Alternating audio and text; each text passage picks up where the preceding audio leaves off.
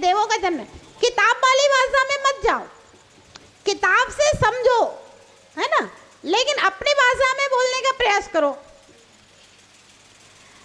देवों को जन्म लेने में कितनी देर लगती है?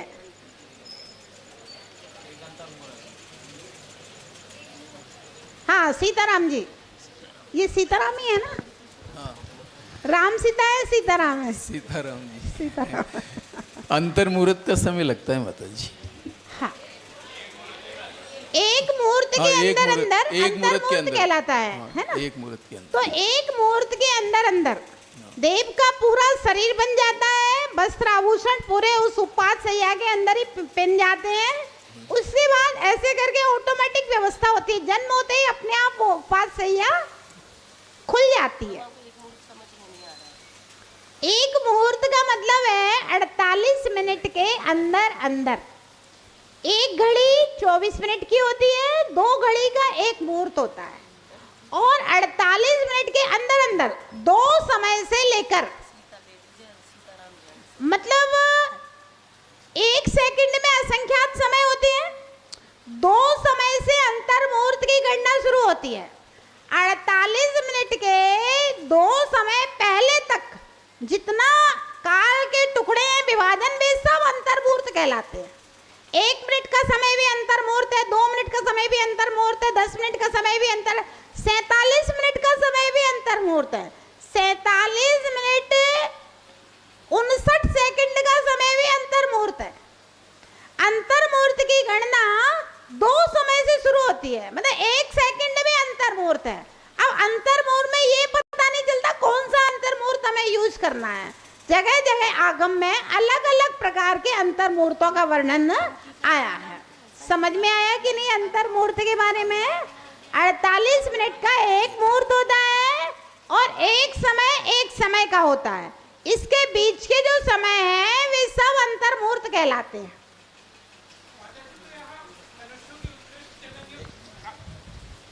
वंदना माता जी, जब यहाँ मनुष्यों की उत्कृष्ट जघन्य आयु के बारे में वर्णन था, वहाँ पर मध्यम अंतर मुहूर्त लिखा था, तो उसका क्या तात्पर्य है? मध्यम अंतर मुहूर्त का मतलब है कि आधे सेकंड का मध्यम अंतर मुहूर्त हो सकता है। अच्छा, यहाँ पर जैसे ऐसा लिखा है, श्वास के 18वें भाग तो 2 समय का होगा, 2 समय के बाद जितने अंतर मुहूर्त हैं सब मध्यम अंतर मुहूर्त हैं। वंदना माता जी। चलिए अब अपन आगे चलते हैं, देवों के बारे में जानते हैं कि देवगति में और क्या क्या होता है ना? क्योंकि जाना तो सबको देवगति में ही है, और तो कहीं जाना नहीं है।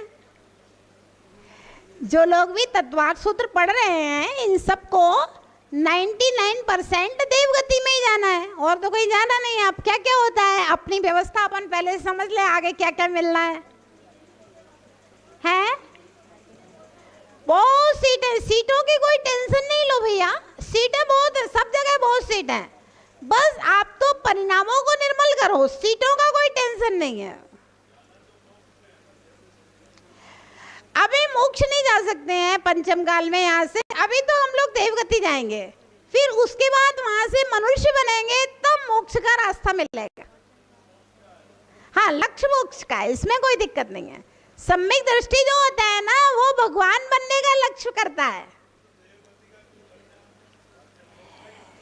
सुरेश जी, आगम में लिखा है मलेच्छों के सामने मलेच्छों की भाषा बोलना चाहिए। इन लोगों को मोक्ष की भाषा समझ में नहीं आती है, इन पब्लिक को स्वर्ग की भाषा समझ में आती है, तो इसलिए अभी इनके सामने एक बार स्वर्ग की भाषा बोलो, फिर जब स्वर्ग में पहुंच के भगवान के समोसरण में बैठेंगे ना, तब इनको बताएंगे देखो ये भगवान जैसे बैठे ऐसे ही बनना है, बस यही मेरा लक्ष्य है, और बस भगवान बने तो मोक्ष पक्का है। मलेच्छों को समयसार में लिखा है आचार्य कुंद देव ने कि आर्यों को आर्यों की भाषा में समझाओ और मलेच्छों को मलेच्छों की भाषा में समझाओ, तो इनको इनकी भाषा में समझाना है।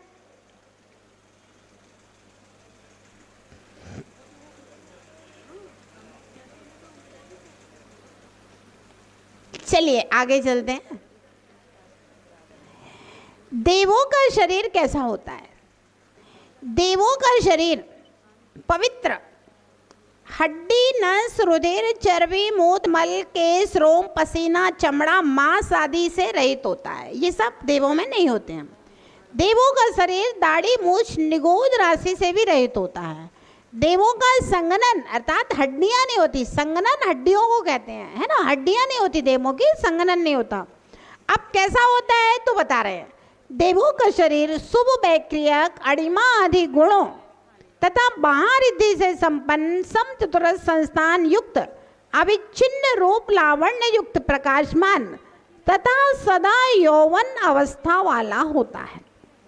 देवों के शरीर में केश आदि नहीं होते तो वह सुंदर नहीं लगता होगा। फिर कैसा लगेगा जब बाल नहीं होते? तो गंजे लगते होंगे। तो कहते हैं नहीं, गंजे नहीं लगते। यद्यपि देवों के शरीर में नख, केश आदि नहीं होते हैं, तथापि उनका स्वरूप बीभत्स, भयावह, ग्लानि उत्पन्न करने वाला नहीं है। केश, नख आदि का आकार होता है।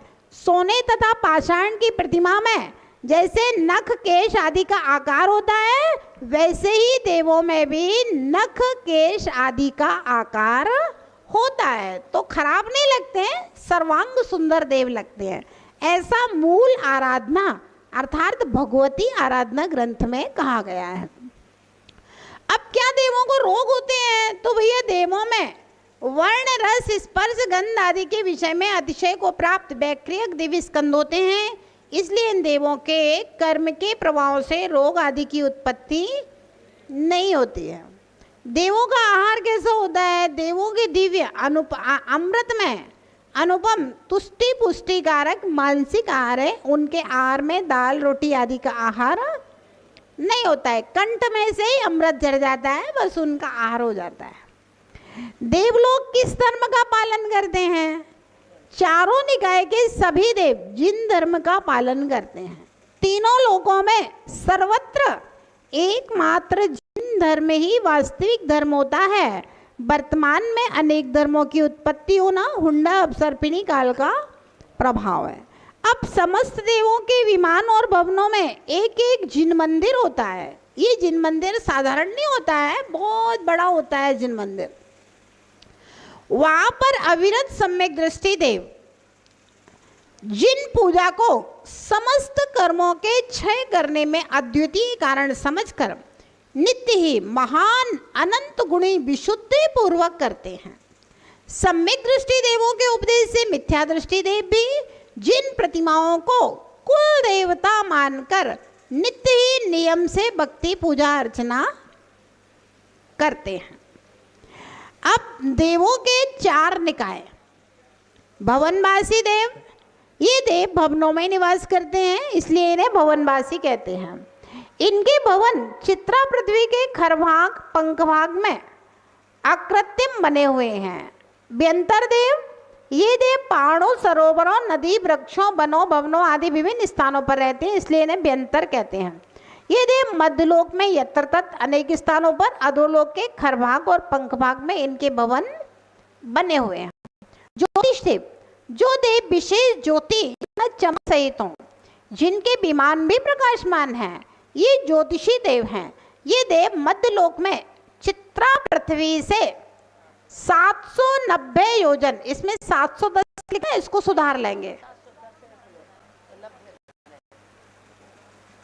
एक की जगह 9 बना लें।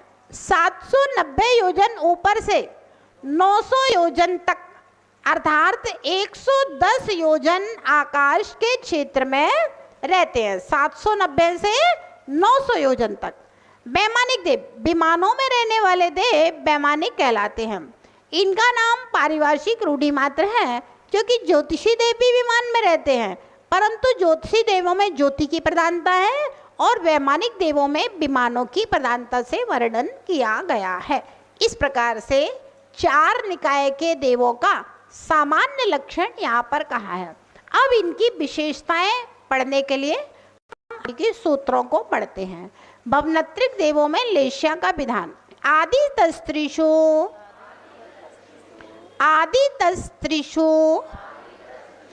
पीतांत लेश्याः, आदि तस्त्रिषु पीतांत लेश्याः।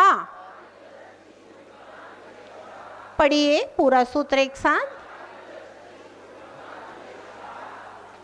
आदितः पहले के 3 निकायों में पीतांत लेस्या, पीत, कृष्ण नील कापोत और पीत, ये 4 लेस्याएं होती हैं। यह कथन भाव लेस्या की अपेक्षा से है। द्रव्य लेस्या का तात्पर्य है रंग रूप, भाव लेस्या के तात्पर्य है परिणामों की संश्लेषता और विशुद्धि, है ना। विशेषार्थ, भवनवासी व्यंतर ज्योतिषी देवों में अपर्याप्त अवस्था में 3 अशुभ लेस्या हैं और पीत लेस्या तथा पर्याप्त अवस्था में 1 पीत लेस्या होती है। विशेषता इस प्रकार से है, कृष्ण नील कापोत लेस्या के मध्यम अंश से मरे हुए कर्म भूमिया मिथ्या दृष्टि मनुष्य व त्रियंश, वह पीत लेस्या के मध्यम अंश से मरे हुए भोग भूमिया मिथ्या दृष्टि मनुष्य व त्रियंश भवनित्रिक में उत्पन्न होते हैं। कुछ समझ में आया? नहीं आया? है ना? देखिए, पहले हम ये समझते हैं कि आखिर लेस्या किसे कहते हैं। जब लेस्या समझ में नहीं आएगी तो फिर आगे की बातें भी समझ में।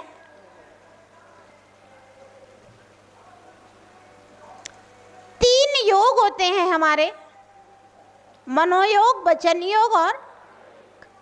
इतनी बात समझ में आई कि नहीं? बोलिए भैया। मन मतलब हम जिस मन से अच्छा बुरा सोचते विचारते हैं वो मनोयोग, वचन जो अच्छा बुरा बोलते हैं, बोलने की चेष्टा वचन योग, और कायन शरीर के द्वारा जो हम करते हैं वो सब। 3 योग होते हैं और 4 कसाएं होती हैं, क्रोध, मान, माया, लोभ।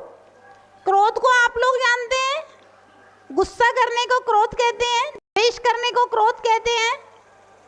मान को आप लोग जानते हो, अहंकार परिणामों को मान कहते हैं। माया को आप लोग जानते हैं, छल कपट मायाचारी है। और लोभ मूर्छा परिणाम, आसक्ति परिणाम जो है, लालच, लोभ, उसको लोभ कहते हैं। ये चीजें आपको अलग अलग समझ में आ गई कि नहीं? क्रोध, मान, माया, लोभ मन वचन का है। अब लेस्या का जो लक्षण कहा गया है या लेस्या की जो परिभाषा कही गई है, कसाय अनुरंजित, अनुरंजित या ना मिक्सअप, कसाय से मिली हुई, कसाय के आश्रय से या कसाय के प्रभाव में आए हुए योगों की प्रवृत्ति को लेस्या कहते हैं। हमारा मन वचन का है, कभी क्रोध कसाय से ग्रसित होता है, कभी अहंकार से ग्रसित, कभी छल से और कभी लोभ से ग्रसित होता है। और ये कसायों से अनुरंजित जो योगों की प्रवृत्ति है लेस्या, इसी के कारण से कर्म बंध होता है।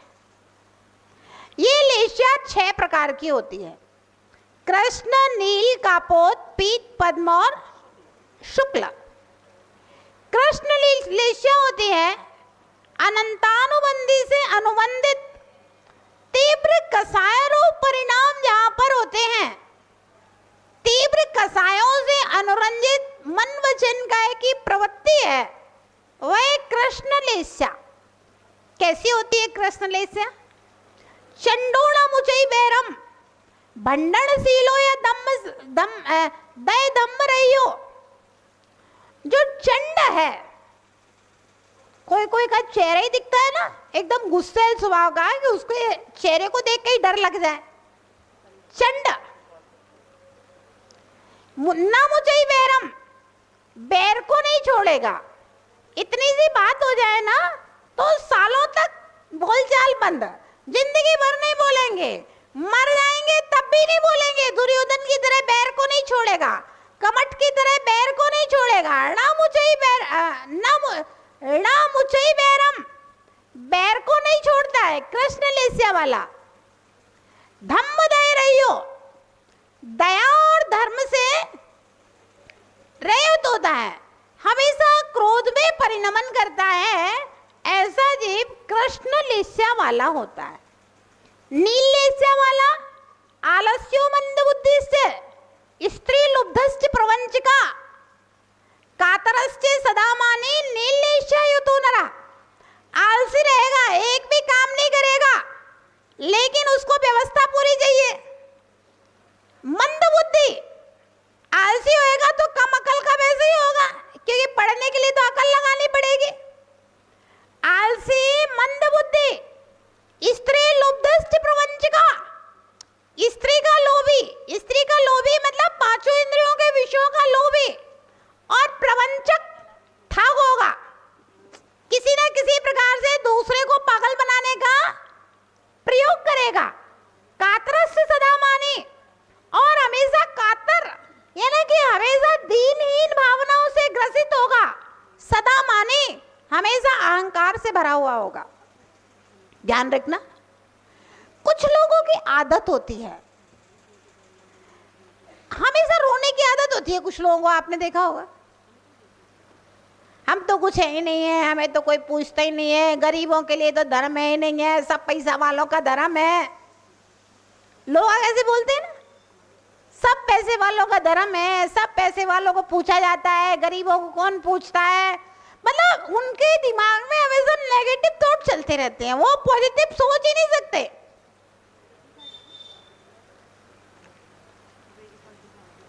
और कुछ लोग होते हैं, उनको ये लगता है कि हमने अगर बोली ले ली है, पैसा दान किया है, तो हमें ही सर्वस्व है, हमारे अलावा तो कोई है ही नहीं है। अब समस्या क्या है, ये दोनों मान कसाय से ग्रसित हैं। दोनों में कोई कमी अंतर नहीं है, दोनों ही डिस्टर्ब है। जो आदमी ये सोचे मैं ही सर्वस्व हूं, वो भी डिस्टर्ब है, और जो आदमी ये सोचे मैं कुछ भी नहीं हूं, वो भी डिस्टर्ब है। क्योंकि ये दोनों मान कसाय की पर्याय है। क्योंकि अगर आदमी को मिल जाता है मान कसाय के उदय में, पुण्य का उदय है ना, तो मान कसाय की पूर्ति हो जाती है, व्यवस्थाएं हो जाती है, पुण्यात्मा है भैया, तो वो रावण की तरह अहंकारी हो जाए तो भी वो मान कसाय है, उसका अहंकार है। और अगर कदाचित नहीं मिला, पाप कर्म का उदय है, हर काम में असफलता प्राप्त हो जाती है, तो वह हमेशा रोता रहे, दूसरों को कोसता रहे, तो ये भी मान कसाय है। नहीं मिले तो दीनहीन, और मिल जाए तो अपने आप को मिनिस्टर समझे। तो जिसको नहीं मिला है ना, जो आज कह रहा है कि पैसे वालों का धर्म है, अगर इसके पास पैसा आ जाए और अगर ये थोड़ा सा दान दे, तो ये भी ऊपर उछले बिना मानेगा नहीं। अब है नहीं है तो क्या करे, अंगूर नहीं मिले तो भैया लोमड़ी को अंगूर नहीं मिले तो भैया कट्टे अंगूर है। तो आचार्य महाराज कहते हैं, भैया मिला है तो अहंकार मत करो, और नहीं मिला है तो दीनहीन भावना मत करो। ये सब पाप पुण्य फल माए, हरक बिलको मत भाई, यह पुद्गल पर्याय उपज बिन से तिरनाए। पुण्य का उदय क्या है? पुद्गल, पुण्य कर्म भी तो पुद्गल परमाणु ही है ना, उनका फल है। बाकी आत्मा तो सबकी एक समान है अशोक जी, आत्मा में कोई अंतर नहीं है, सबकी आत्मा में अनंत गुण है।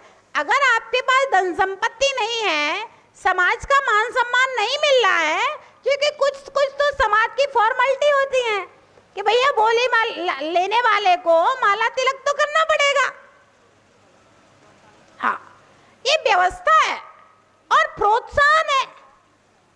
उसने त्याग किया है, उसके त्याग का सम्मान है, उसमें आप मुंह मत बिचकाओ कि भैया समय खराब कर रहे हैं, अब कितना समय सम्मानों में जाएगा। टाइम टेबल से सारे काम सेट कर लिए जाते हैं। ये सामाजिक व्यवस्था है कि भाई बोली लेने वाले को माला तिलक तो करना पड़ेगा, उसको मंच पे बुलाना पड़ेगा, ये समाज की व्यवस्था है। अगर मेरे पास नहीं है तो भी कोई बात नहीं, हम नीचे बैठे बैठे आराम से भक्ति कर रहे हैं, क्योंकि भक्ति का पुण्य भावनाओं से होता है, ध्यान रखना। और मेरे भाव पवित्र है तो आप पुण्य बंद कर रहे हो, और नीचे बैठे बैठे आप कोस रहे हो दूसरे को, कोस रहे हो दूसरे को, तो पाप बंद कर रहे हो। और नीचे बैठ के अगर धीरे से ही ताली बजा रहे हो कि हाँ भैया इसने बहुत अच्छा काम किया है, धर्म के काम में इसने अपनी जो लक्ष्मी है उसको दी है, आप उसके दान की अनुमोदना कर रहे हो, तो पुण्य कर्म का बंद कर रहे हो। ध्यान रखना, हम 2 रुपया दान किए बिना भी बहुत सारा पुण्य कमा सकते हैं। ये कि जैन साहब, दान किए बिना भी अनिल भाई जी बहुत सारा पुण्य कमा सकते हैं। जो दातार हैं आप उनकी अनुमोदना कीजिए, है ना। भगवान की दया से कभी होगा तो हम भी करेंगे, और ये कर रहे हैं, इनके पैसे से अच्छा काम हो रहा है, तो भैया मेरी अनुमोदना है, बहुत अच्छा किया। अनुमोदना करने वाले को जैसे पाप कर्म का बंद होता है, ऐसे ही अनुमोदना करने वाले को पुण्य कर्म का बंध भी होता है। उदाहरण हमारे सामने है, जब श्रीपाल ने मुनि को कोड़ी कोड़ी कहा था, 700 वीरों ने तालियां बजाई थी, श्रीपाल को कोड़ हुआ, 700 को कोड़ हुआ। मैना सुंदरी ने उन 700 के लिए सिद्ध चक्र विधान नहीं किया था, ध्यान रखना। मैना सुंदरी ने अपने पति श्रीपाल के लिए सिद्ध चक्र विधान किया था, लेकिन 700 उस विधान में साथ में बैठे अनुमोदना की, भक्ति की, तो श्रीपाल का कोड़ दूर हुआ, उन 700 का भी कोड़ साथ में दूर हो गया। तो ध्यान रहे, जब पाप कर्म की अनुमोदना करने से पाप कर्म का बंद होता है, तो पुण्य कर्म की अनुमोदना करने से पुण्य का बंद होता है। वज्रजंग और श्रीमती ने मुनि को हार दिए थे, और वो 4 जीवों ने अनुमोदना की थी, तो वज्रजंग और श्रीमती उत्तम भोगभूमि में गए, तो वे चारों भी वहीं गए उत्तम भोगभूमि में, मध्यम और जघन्य भोगभूमि में नहीं गए। अब बताओ 3 लोग किस लिए पढ़ा? अब बताया आपको मध्यम भोगभूमि उत्तम भोगभूमि समझ में आ गया कि नहीं? और वैसे बताते नहीं पढ़ा होता तो नहीं आता ना समझ में। तो वज्रजंग और श्रीमती उत्तम भोगभूमि में गए, तो वे त्रियंच कुभोगभूमि में चले जाते, नहीं गए, वे भी उत्तम भोगभूमि में गए। तो अनुमोदना जो होती है, कार्य करने के बराबर पुण्य अनुमोदना से भी मिल जाता है। अब बताओ कितना सरल है धर्म? बोलो कितना सरल है रितेश भैया, कितना सरल है? मतलब करने वाले को भी वही फल मिल रहा है और अनुमोदना करने वाले को भी वही फल मिल रहा है। तो हम अच्छे काम की अनुमोदना करने में क्या जाता है? आप लोग शादियों में अनुमोदना करने जाते हो, शादी में शादियों की। माता जी वंदनामी, ये कहते हैं ना कि अनुमोदना करने से 1/6 भाग जो है पुण्य मिलता है, तो जो ऐसा कहीं नहीं आया 1/6 मिलता है। सब जगह सब यही प्रवचन में सुनते हैं कि 1/6 भाग का पुण्य मिलता है। 1/6 पुण्य उनको मिलता है जैसे विनोद जी सिद्ध चक्र विधान करा रहे हैं, इनकी प्रेरणा से आप विधान में बैठे हो, तो आपको जितना पुण्य होगा उसका 1/6 पुण्य इनके लिए एक्स्ट्रा मिलेगा। इनको मिलेगा या करने वाले को, अनुमोदना करने वाले को मिलेगा? करने वाले को तो मिलेगा ही, लेकिन जिसकी प्रेरणा से कोई काम हो रहा है, जिसके द्वारा कोई काम हो रहा है, उसको 6 पुण्य मिलता है। अनुमोदना कर रहा है जो व्यक्ति, वह तो बहुत विशुद्धि से 700 पुण्य बंद कर रहा है, वो तो बराबर का पुण्य ले जा रहा है।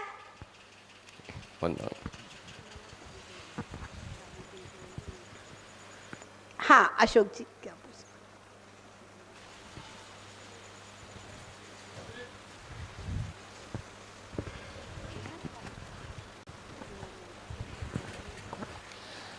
माता जी विषय चल रहा है कि दूसरों के पुण्य और पाप में अनुमोदना करने से पाप पुण्य का बंद होता है, लेकिन जब ऐसे विषय आते हैं, जब किसी के पुण्य का आश्रय चल रहा हो और जिनका पाप का उदय चल रहा हो, तो जिनका पुण्य चल रहा है उनकी अनुमोदना करने के भाव क्यों नहीं आते?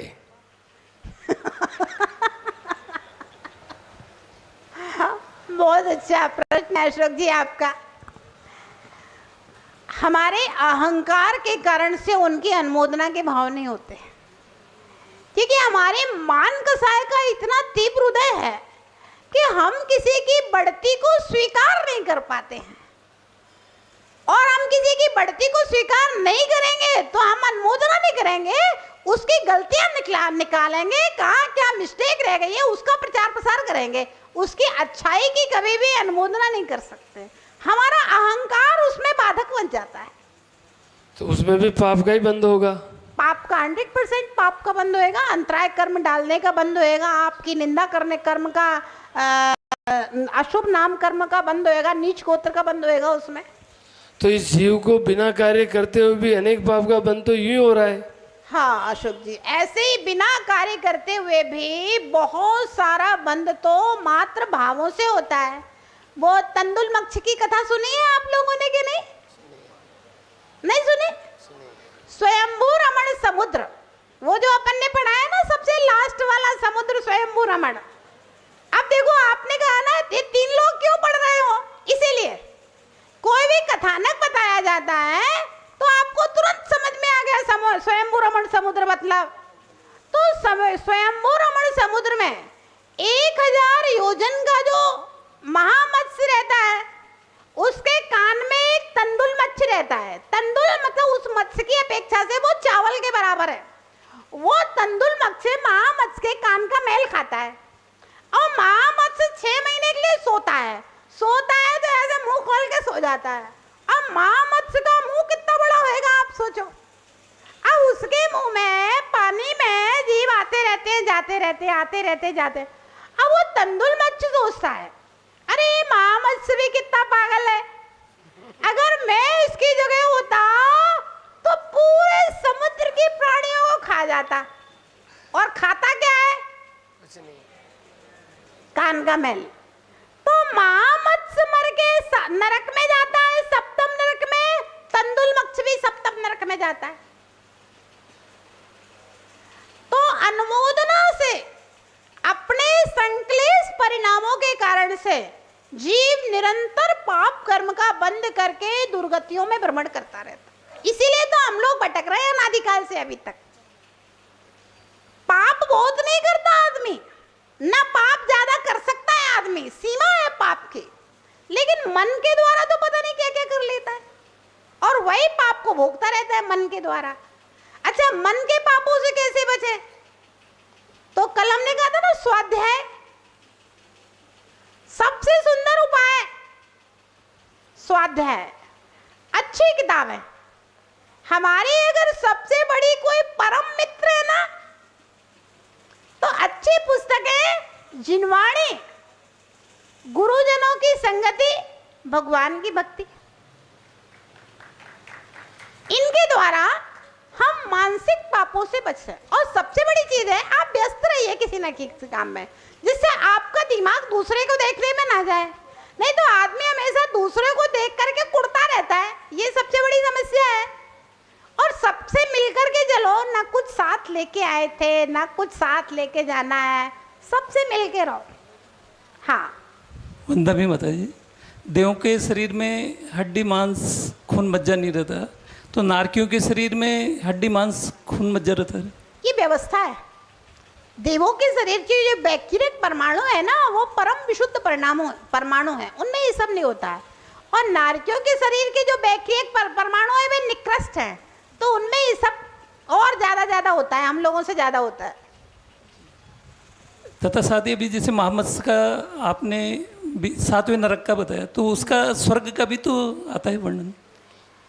नियम नहीं है स्वर्ग में ही चला जाएगा, लेकिन हाँ, जो स्वयंभू रमण द्वीप और स्वयंभू रमण समुद्र में जीव रहते हैं, उनको अगर देवलोक संबोधन करते हैं तो वहां पर भी वे त्रियंच अणुव्रती हो जाते हैं, और अणुव्रती होकर सम्यक दृष्टि होकर वे त्रियंच स्वर्ग में जाने की क्षमता रखते हैं, और जाते हैं बहुत सारे त्रियंच। ये व्यवस्था आगम में बताइए। वंदे माता जी। माता जी वंदना में, माता जी चैतन्य निकाय के जो देव हैं इनकी उपास्याएं कहाँ होती है? चारों तरह के जो अलग अलग देव है इनकी उपास्याएं कहाँ होती है? ऐसा है, देवियों की उपास्य तो 16 स्वर्गों की देवियों की पहले दूसरे स्वर्ग में होते हैं, और बाकी देवों की उपास्य अपने अपने स्वर्गों में होती हैं, भवनवासियों की अपने अपने भवनों में होती हैं, और ज्योतिषियों की अपने अपने विमानों में होती हैं। वंदना में माता जी। वंदना में माता जी जैसे पुण्य पाप का प्रसंग चल रहा है, तो अभी कुछ दिन पहले भी पूछा गया था कि हम पुण्य क्यों करें या पाप नहीं करें या जो भी है, तो ध्यान, सामायिक और जनवाणी श्रवण ये मात्र पुण्य के ही साधन थोड़ी हैं, इनसे कर्म निर्जरा भी तो हुआ करती है। बहुत अच्छी बात है। ध्यान, सामायिक, भक्ति ये सब पुण्य के भी कारण हैं, सम्यक दर्शन के भी कारण हैं, कर्म निर्जरा के भी कारण हैं, रत्नत्रय के भी कारण हैं। जैसे एक ही रोटी खाने से स्वाद भी आता है, पेट भी भरता है, और शरीर के लिए बल भी मिलता है, सारे काम होते हैं। ऐसे ही एक काम करने से बहुत सारे काम होते हैं। और माता जी एक और प्रश्न है, जैसे हमने पीछे भोग भूमि का प्रसंग वगैरह भोग भूमि के बारे में पढ़ा, तो ऐसा भी कहने सुनने में पाया जाता है कि जो मनुष्य सम्यक दर्शन के साथ मृत्यु को प्राप्त होते हैं वो अधिकतर या नियम से या जो भी होता होगा कि देव बनते हैं। तो क्या इसका तात्पर्य यह है, और हमने ये भी कहा कि भोग भूमि में 90% जैन लोग होते हैं, तो क्या इसका तात्पर्य यह है कि जैन लोगों में ज़्यादातर ऐसा समझें कि मृत्यु मिथ्यात्व के साथ ही मिथ्या दृष्टियों की ही नहीं, होती है? ऐसा नहीं है ना। सम्यक दृष्टि भी होते हैं जैन लोग, मिथ्या दृष्टि भी होते हैं। जिन जीवों को मनुष्य या त्रियंचायु का बंध हो चुका है, उसके बाद उन्होंने पुण्य किया है या सम्यक दर्शन प्राप्त किया है, तो फिर वो भोग भूमि में चले जाते हैं, कर्म भूमि में नहीं जाते। और जिनको बाद में सम्यक दर्शन हुआ है, पहले सम्यक दर्शन हो गया, बाद में आयु बंध हुआ है, तो वो नियम से देवायु में जाएंगे। तो कुछ इधर कुछ उधर, इस तरह से व्यवस्था है। वंदा में माता जी। वंदा भी माता जी। माता जी अभी आपने बताया कि जैसे मंच, माला, माइक और ये जो बोली सारा सुनने आपने बताया, तो आपने जो बहुत से आदमी दान भी खूब करते हैं, और आप जैसे मान लो कोई कार्य करता है या किसी ने कोई प्रोग्राम बना रहा है या कर रहा है, मान लो अब वो तो अच्छा करता है, पर कई बार उससे कुछ गलती हो जाती है, तो समाज के लोग उसको खा जाते हैं, अरे भाई तेने तो ऐसा कर दिया, नेता हो रहा है, फलाना हो रहा है, और उसको मतलब बहुत बददुआएं देते हैं एक तरह से, और पीछे से पीठ पीछे देते हैं, सामने कोई नहीं देता माता जी। तो अब उसमें जो बेचारा कार्य कर रहा है, अब उससे अगर जाने अनजाने में गलती हो जाए और लोग बाग उसको इतना बोलते हैं, तो वो जो करने वाला है वो बेचारा काम करना बंद कर देगा। तो अब उसको पाप का बंद होगा जो उसने गलती हो गई, या जो मतलब उसको क्या होगा उस व्यक्ति को? ऐसा है भैया, जिस वृक्ष में पके